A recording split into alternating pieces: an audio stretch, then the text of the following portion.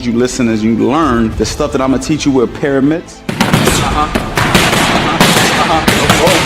I'm gonna level up your mitt game 100%. I got a lot of things to say about mitt work because mitt work literally changed my life. What's his full name? What's Coach Anthony's? Anthony's first name was Anthony's last name. Anthony Rodriguez, Coach Anthony, in that corner of weight 4. A lot of people don't know when I first came into this boxing game as a trainer, you know, mitts was really what people hired me for.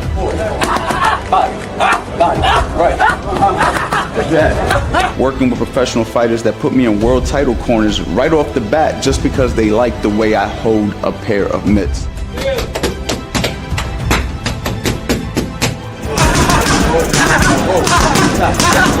This is something that your clients are gonna love. This is something that your fighters are gonna love. Always a lane for somebody who knows how to hold mitts. The one thing that I could say is if you're gonna do something, you wanna do it the right way. I like to think that I'm a person who could teach you how to do this at the highest level, considering I've been to the highest level of boxing. 2 rounds, and you're a world champion, but you gotta work. He is a defending world champion fighting tonight. With head trainer, Freddie Anthony Rodriguez.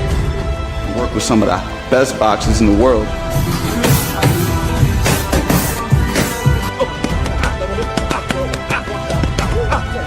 Mitts is what literally put me in that position. You could be a great coach, you could be a great teacher, you could be a great personal trainer. But this is what's gonna capture their eyes. This is what's gonna make people look at you and make people say, hey man, that guy knows what he's doing. I wanna go ahead and work with that person. I'm gonna teach you, it doesn't matter if you have 0 experience or if you have a lot of experience, there's gonna be modules in this course that's gonna help level you up. You no more, man. You gotta change. Sean. Oh. You see that? Oh man, yo, what up, man? It's been a long day. We got Fast Eddie in the cut. Where you at, Eddie? Can't even see you, man. Can't even see Fast Eddie in the cut. There you go, Fast Eddie Chambers. What's going on, man? QB Killer, what up, my guy? I see you, my brother. He's been showing up to all the lives. Guys, if you don't know, we're about, 3 or 4 days away. Let me say like less than a week away from the drop of $1 Million Mitts. You guys seen the 25-minute commercial that I just my 25-minute commercial. Every time I play that commercial, I'm like, damn, this is a long-ass commercial. But listen, we're just trying to get the point across of who you're going to be learning from. We got Fast Eddie, but yo, we got a big fight this weekend, man. Oh, we got big fights this weekend, man. We got to talk about these fights, guys. I need my people to get in here. Matter of fact, let me go on Instagram real quick and get some of my people in here. Yo, what's going on, man?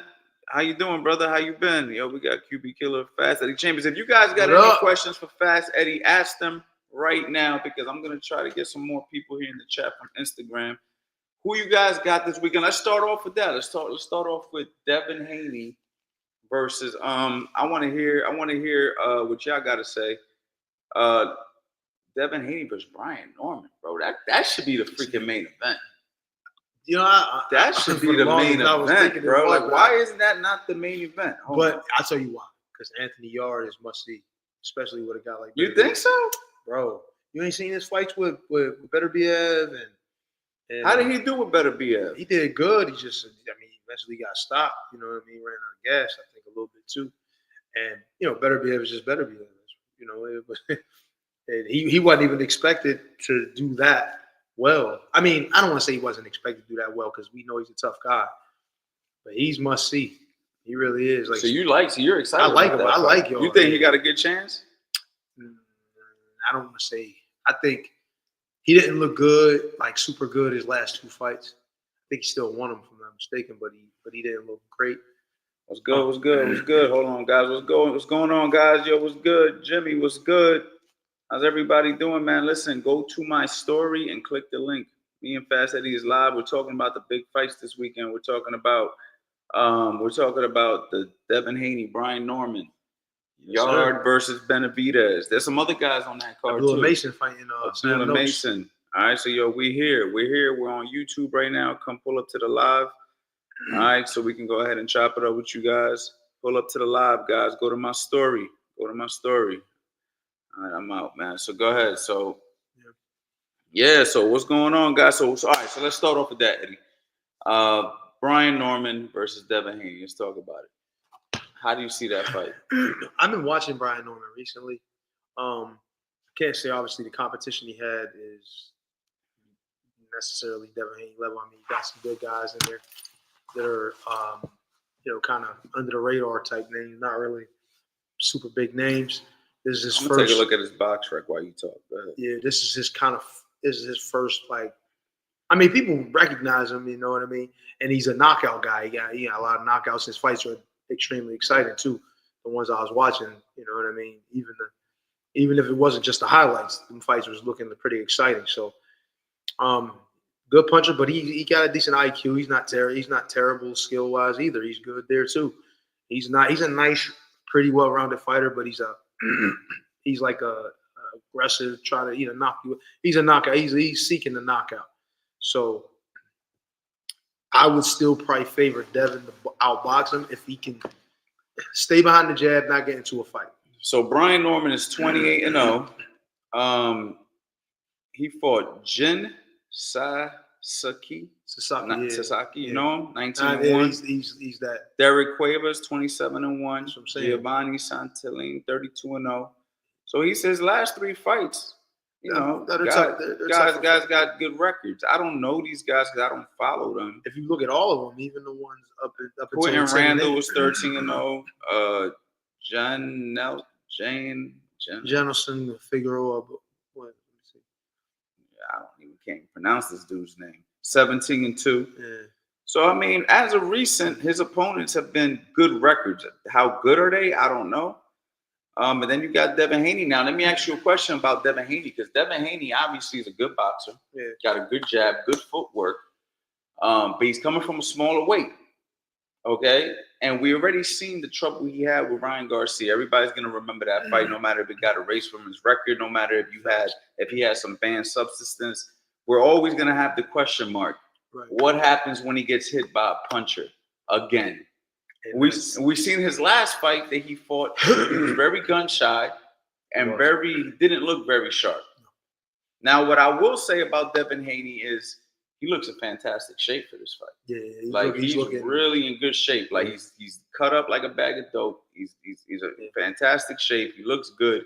But hey, man, looks is one thing. Fighting is another thing. You know what I'm saying? But I'm gonna sit here and say that he's definitely prepared physically for this fight. Physically, yeah. Physically, he's coming prepared, but he's already been dropped a bunch of times against Ryan Garcia. Where do you think his mental is going to be when he finally gets hit by a guy like Brian Norman? Brian Norman being very humble in these press conferences. I've been seeing Devin Haney talking very aggressive, trying to talk him out of his game. Brian Norman seems to be pretty calm, but he seems confident though, and I think Brian Norman really believes that he's going to get the win in this fight. So. I'm not gonna go against the grain too much here with this one. I still think Devin Haney can outbox him. The problem though with Devin, and this is what he kind of ran into with Ryan Garcia, was he got the respect. He can get your respect with his power to some degree. He's not a huge puncher, but he can get your respect. But he seems like he wants more than that. He seems like he wants to go after a knockout, not being a puncher. You know what I'm saying? Yeah, you got to know your role. I think his problem is he wants to dominate. You can dominate a fight without getting the knockout. You understand what I'm saying? He's done it before. Why does he feel like he has to, like with Ryan? And you see him he was getting more aggressive. And over the rounds, he was winning rounds. He won like 5 rounds in a row or 4 rounds in a row. Then he go in there getting a little too aggressive. Ryan would catch him with a shot, drop him again. And in this fight, he's up at a heavier weight with a guy who may even be a bigger puncher that is looking for the knockout. He's going to have to be extra careful. But you don't want to run the risk of being like he was in the last fight and just on his bike the whole time, because then people are not going to really want to accept that either. Let me ask you a question, Eddie. I know you don't know because you've never fought at the lower weights, but why is it that you were able to fight guys 30 pounds heavier, 6'7" or whatever, and it was like you were able to win? But these guys going from 135 to 140 to 147 is like yo, like, oh my God, like this is a whole nother weight class. Is he gonna be able to take the punches? Like, what is it about the smaller weights compared to the heavyweight division where there's no limit on the heavyweight division? You know what I mean? And like, I mean, I know this is off topic, y'all, but I'm just talking. This is more of a boxing education channel, Right. more so than a boxing. You know, I don't really talk about fighters like that. I like to just teach the sport. Right. So from an educational standpoint, what do you think it is, man? Because like, and you know, it's just like you were able to fight guys 30 pounds heavier and win. Yeah. But if a guy is fucking coming 5 pounds lighter, it's like the end of the world. Like, I don't get it. I don't understand it. I think it's also part of it is the BMI thing with for body, you know, well, let's say body weight percentage. Like you got a guy who say, let's just say 122. I'm right now probably 222, not that much. I'm probably less than that. I'm probably like 215. But what I'm saying is I'm almost 100 pounds heavier. So me being 20 pounds lighter than, or 30, let's just say, let's say 25 pounds lighter than a guy that's, or let's say I'm 225, guy's 250. Me being 25 pounds lighter, but being 200 pounds, you know what I'm saying? Being 225 and he's 250, the percentage is less. You understand what I'm saying? Like him being 25 pounds heavier isn't as much as a guy being much smaller at 122 pounds and a guy is 150 pounds. You know, or 100. No, I know, but what I'm saying is, you got a guy coming from 140 to 147. Yeah, I know that. I know it's that. Like, is he going to be able to handle the power? So, like, why is that 7 pounds so much more, you know, noticeable at a smaller weight? Well, I guess that would be if they wanted to use that double, right? So if I was 225, then it would be 14 pounds heavier. Would be the same kind of thing. You know what I mean? Because double the weight, double the amount of weight. You understand what I'm saying? Double the amount of the weight difference. So this is what the argument they're trying to make. I say if I'm in there with a 250-pound dude, and first of all, I'm 209 when I was coming in and fighting. If I'm in there with a dude that's 34 pounds, 35 pounds heavier than me, you know what I mean? Or in this case, 41 pounds heavier than me. That's crazy. That's insane. I don't give a shit what they say about, oh, well, the body weight percentage of a guy that's 122 fighting a guy 126 it's a much bigger difference. And I'm fighting the dude that's 41 pounds heavier than me. Right, yeah. If he's 250 pounds. Right. I'm 209. Like you're telling me there's no advantage there? Of course. All right. But even if it was a guy was 225 and I was 20, like if I was 202, which is what Tomas was, and he was coming up from cruiserweight, and he weighed 225. I weighed 202. That's 23 pounds difference right there. Do you think that there's an advantage there? Yeah. I always think there's an advantage, but that's what I'm saying. I'm just saying, like it's just such a big difference. I know this is off topic. We're gonna get back to who we think gonna win the fight, but I just always wondered that, like, why the hell are they like making a big deal about these smaller weights? Which I understand it because I see it here in the gym all the time. When a guy's like 5-6 pounds heavier, it's noticeable. I'm like, yeah, he's bigger than you. That's why he's getting that off. But then when you was doing it, it's like no big deal. It's like, and then even the heavyweight division really never has a limit, which I never understood that either. Like, but it's because of what it's always been. So if the heavyweight limit is now 200 plus, right? Mm-hmm. A guy 205, I don't care if he's 205, too bad. He's 205, he got to fight a guy 250. Yeah, that's weird. Nobody says anything. Nobody bats an eye. Yeah, you know what I'm saying? That's crazy. Look at my situation. I had to fight Vladimir. He was 244 pounds, 6'7", in shape, the best shape he could get in. All right. Probably on steroids. I ain't say it. I ain't say it either. Yeah. All right. So anyway, guys, back to what you guys want to know. Brian Norman or Devin Haney? Who you picking? I'm gonna go Haney by decision. Haney by decision. I'm gonna go Haney by decision, but I think Brian Norman is extremely hungry, and this is an opportunity. And even though I'm picking Devin to win by decision, there's holes and there's mistakes and there's a lot of little things that he could possibly fall victim to. So, you know what I mean? Even though that's my pick and I feel like that's what's going to happen, still a very, very dangerous fight. Yeah, I'm going to be honest, y'all. I got to watch Brian Norman tonight. That's what I'm going to do tonight. That's my homework. I'm going to watch Brian Norman when I'm chilling in the bed, just chilling. I'm going to pull up some of his fights because I really don't know. Like, I've only seen highlights of Brian Norman. I haven't sat there and I've heard the stories, I heard, him having success with Gervonta Davis in the gym and all types of stuff like that. But I mean, sparring is one thing, fighting's another thing. You know what I mean? True. So I got to watch him, but my gut tells me Devin only because I don't think they would have picked somebody they don't think they could beat.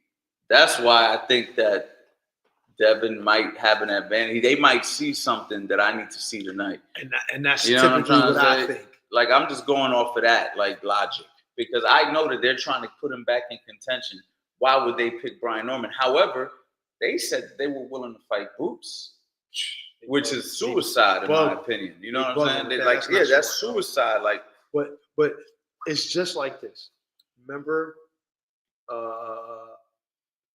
was going to say Ryan Garcia. Mikey Garcia. Remember Mikey Garcia fought Earl Spence? And he came up and fought Earl Spence, and it was like, bro. Why? It's like how can you have picked Mikey? Why would Mikey pick him? Right. Of all the guys at the time, he was the man, and he picked him. And it was like, damn, he must see something that we don't see. And if you pick Mikey in that, is that a bad thing? Because there might be something that he sees that we don't see, or something that he knows that we don't know. You understand what I'm saying? Yeah, or you could just be bugging like Mikey was. Or yes, Mikey was just bugging. Like Mikey was dead wrong. Yes, Mikey was dead wrong. Mikey was dead wrong. And whoever picked him was dead wrong. Which brings the question: would you guys like Fury and Vitaly Klitschko? Would you guys like Fury and Vitaly Klitschko be too big for Ali?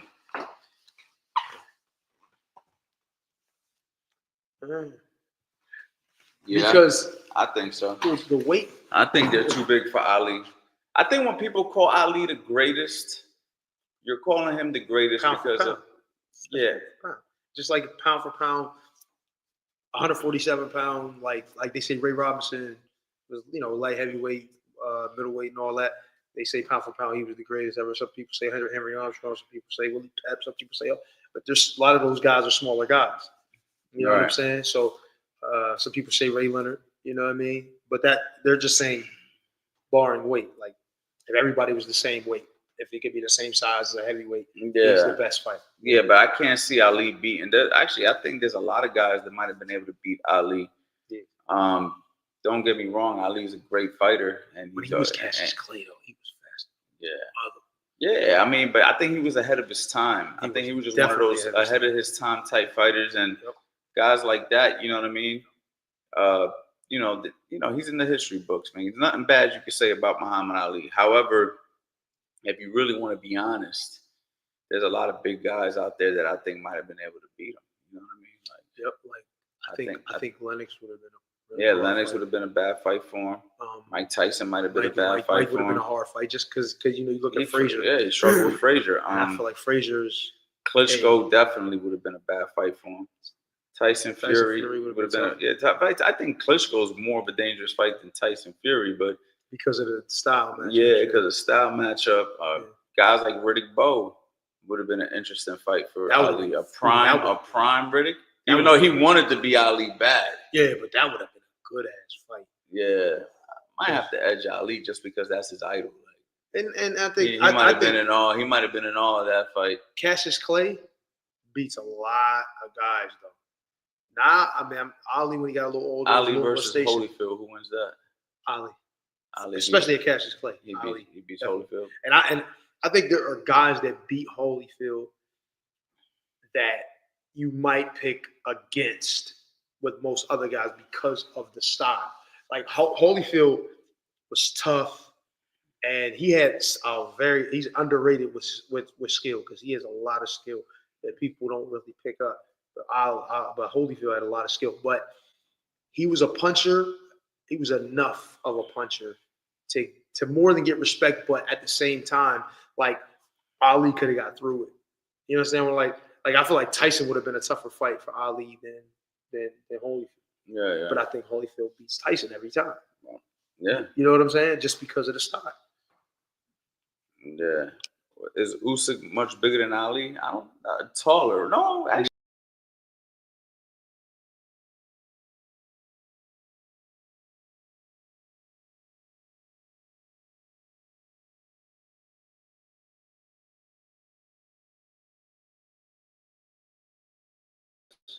My bad, guys. I think he weighed less.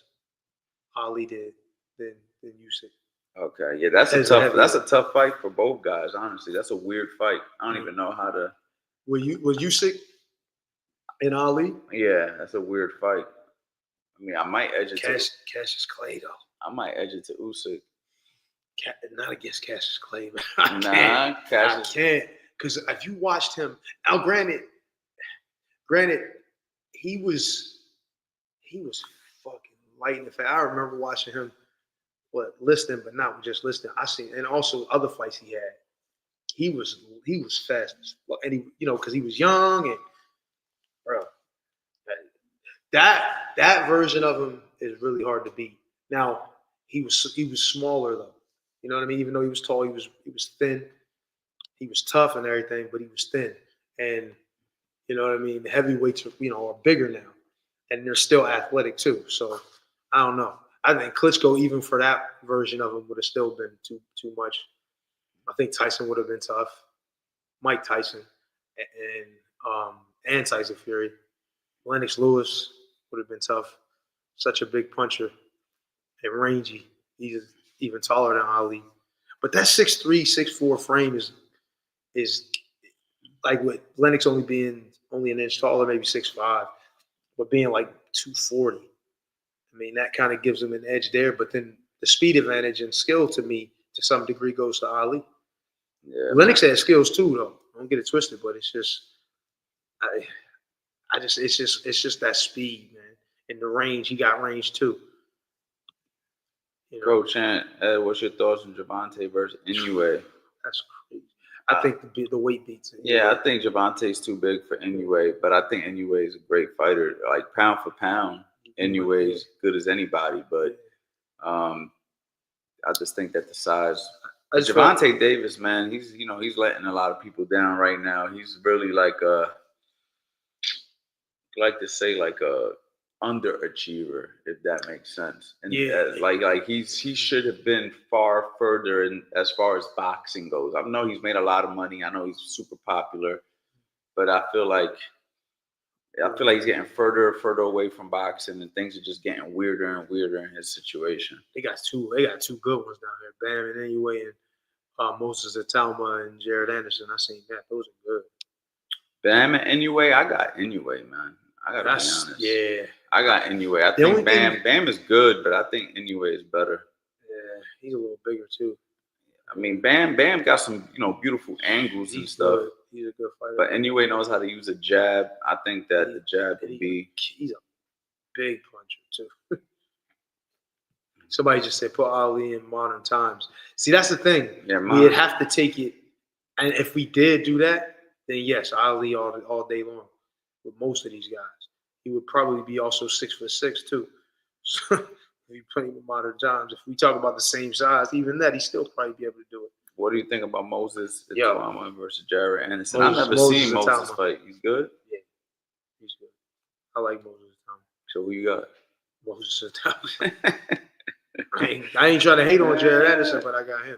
I think he's southpaw, if I'm not mistaken. Could be wrong. Coach, looking forward to $1 Million Mitts. Yes, man. I can't wait to drop it for y'all, man. You guys know I got $1 Million Mitts coming out. This is a training system, y'all. This ain't just like a regular course, man. This is something that's going to teach you a lot from the very beginning. You could know nothing about boxing, or you could be super experienced. And this course is going to be for you, man, 100%. I mean, all levels, man. I just had a guy DM me, right? And we looked at his profile. This guy was an ex-professional fighter, 16-1, and he's been getting the Master Boxing Bundle, and he must be coaching now. So a lot of my courses are designed for the boxer, but they're also designed for the coaches as well, because you are going to learn indirectly how to train and do certain things through the courses. I do have the courses on a Black Friday sale right now, the cheapest I've ever done. So if you guys want to go check that out, CoachAnthonyBoxing.com, definitely check that out. And if I put that link for the $1 Million Myths, for those of you guys who are not on the waiting list, get on the waiting list, because everybody on the waiting list is going to get first dibs, early access next week. Of course, you know, I'm going to give it discounts Black Friday. So I'm starting off with the best price you're ever going to get it. But then after Black Friday, we're raising it up, because you're going to make money with $1 Million Myths. The difference between, I mean, honestly, if you were smart, you'll make money off the Master Boxing Bundle. I had a dude get the Master Boxing Bundle, I kid you not, say he took the information, he scaled his gym to $30,000 a month. That's crazy. I promise you, I got the testimonial, it was on my website. And I was just like, damn, like this dude's smart. Yeah. Because what he did is he takes the information and he said, I could open a gym, I could coach guys, I could coach coaches. So there's a lot that's going on with these courses if you use it the right way, guys. I'm just throwing ideas out there. But yeah, definitely, man, you definitely want to go ahead and jump on that. We got Prodigy in the building. What's up, Prodigy? Cassius Clay, like Eddie says, was a different animal than all his foot and hand speed. See, Prodigy loves the old school guys. This guy loves every old school fighter. He's a throwback fan. He likes the old school guys. You know what I mean? Yeah, Good time in history, no doubt. Yeah, definitely. Ali, man, he was different. Yeah. I think Benavidez' speed could match Ali if he was at heavyweight, to be honest. Benavidez is fast. Let's talk about that. Let's switch this up, because this is supposed to be about the fights this weekend. Right. And we're talking about the past. I mean, this is like a whole nother topic. But okay, Yard, you're very impressed with him.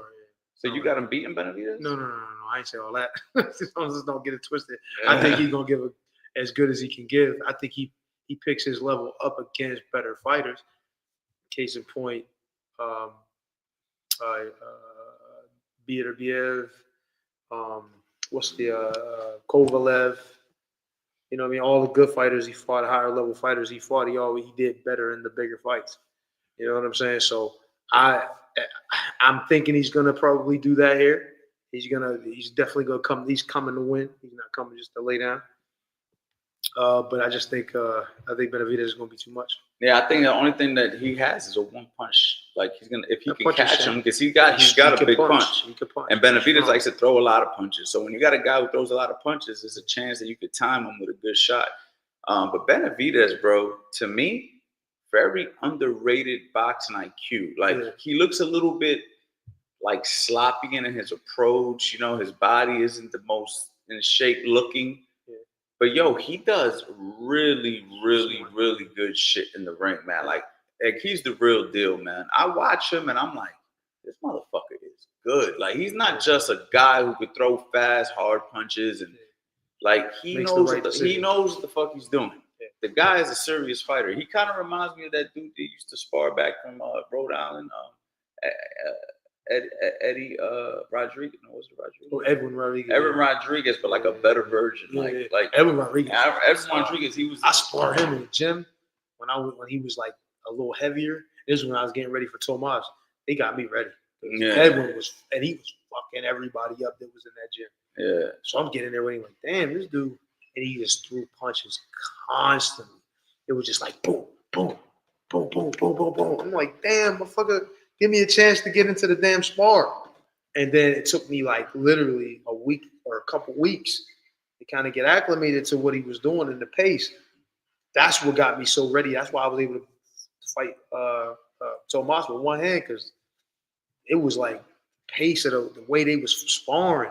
Right. The pace was crazy. I was in tremendous shape. I felt I could have fought 50 rounds straight up. But yes, God, he is a expensive version of Edwin Rodriguez. Right. You know what I mean? Even though Edwin could fight, I always expected him to be to get all the way up there, but it just didn't happen. I've been on the wait list email from $1 Million Myths since day one. I got the info. I'm in my coach era now, 50s. I remember coming up in the old school gyms and being able to. You're in your coach eras in your fifth. So damn, I've been in my coach era since my 20s. That's crazy. You waited till You were waiting to the right time to coach. I might have started too soon, man. But Yeah, you gave up boxing kind of early because of the injuries. Right. You know what I mean? So you was like, yo, I'll just coach. Right. Makes sense. A lot of stuff coming through here right now.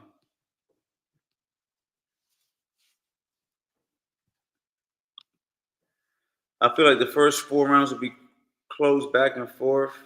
Davis, Cardi, and Valley will get to yard. Yeah, that sounds like the right approach. That sounds like the right prediction.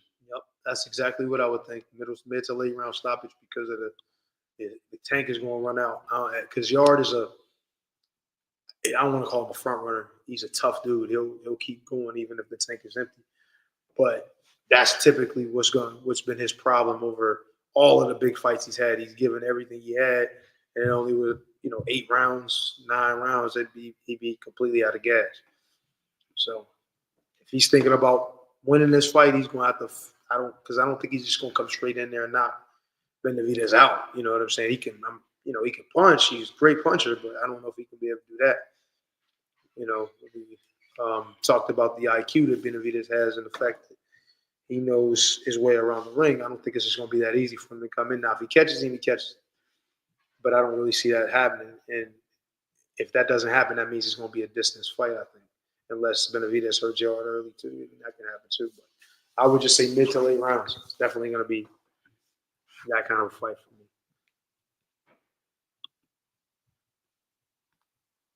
Oh, how's the man?